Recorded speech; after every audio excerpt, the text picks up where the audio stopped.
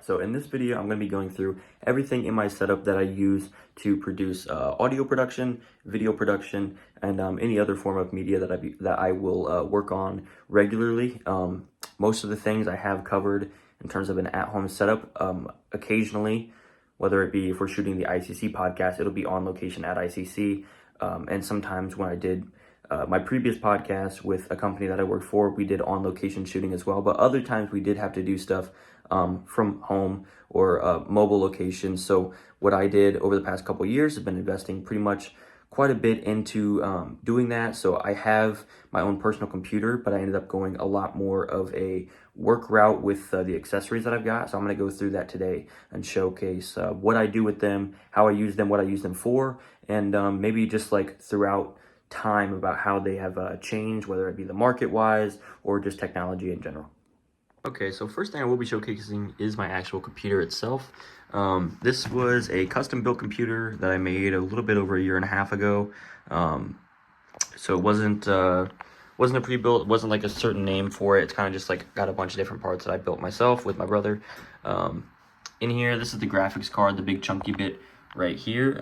This is a RX 6700 XT.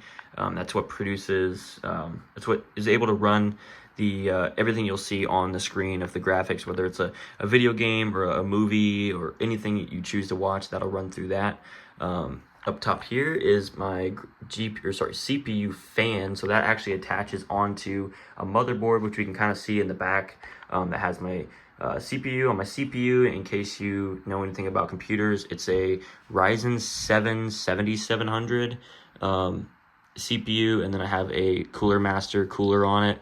I forget what motherboard I have, and then I have a 850 watt power supply to run it. So this is what pretty much everything goes through, whether it be if I'm playing a game or anything like that, but also when I work, everything will be saved on there. I can transmit it through other things as well. But yeah, that's kind of the most boring, not boring, but most non-specific thing about the setup that I'll be showing.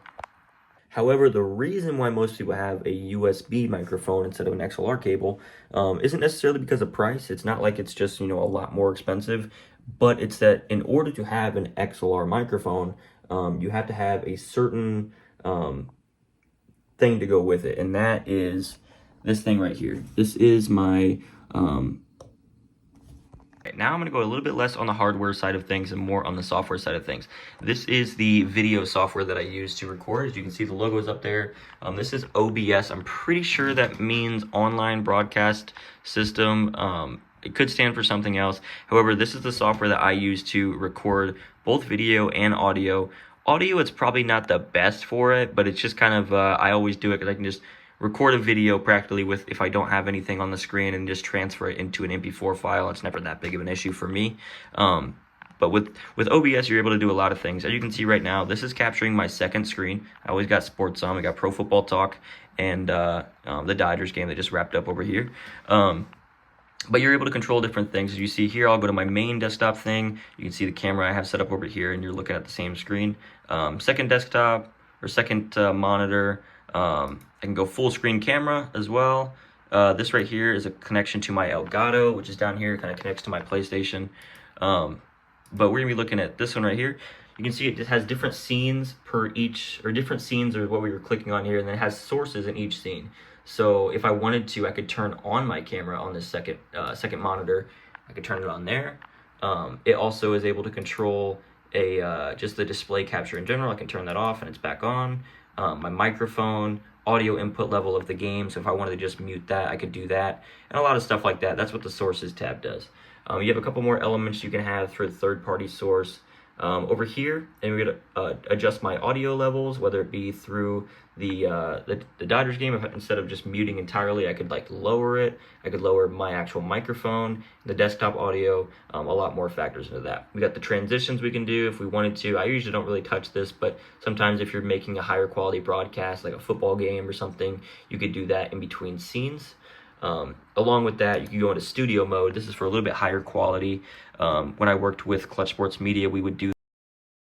My phone died, but what I was saying was with the studio mode, when I worked with Clutch Sports Media, we would use studio mode because it allows you to see what you're putting on the screen before it goes there. So for example, if I wanted to turn my camera on here, I would be able to see how it looks, make sure everything looks right before it goes on the actual broadcast, and then I would be able to click transition and it would go through. So you're never going to make a mistake as long as you catch yourself.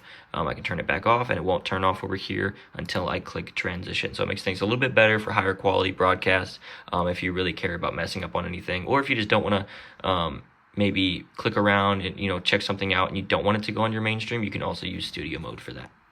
That is just about everything. Last thing I want to talk about is these two things over here. I got my laptop on the bottom and my second monitor over here. And this is primarily always what I use to kind of watch things while I'm doing stuff, whether I'm, playing a game or if I'm actually making content.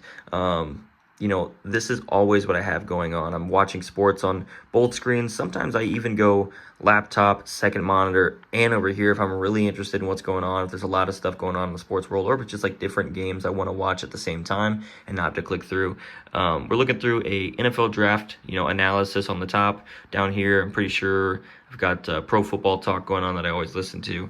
But yeah, that's pretty much it. Over here is kind of like my research area, where I'm just always watching stuff and, getting my insight on sports, as well as just enjoying the content. It's not necessarily all about the job and all about working. I also just like to watch sports. It's the whole reason why I'm going into what I want to go into. But yeah, this is everything I went through: the camera, OBS, my computer itself, microphone, audio interface. So yeah.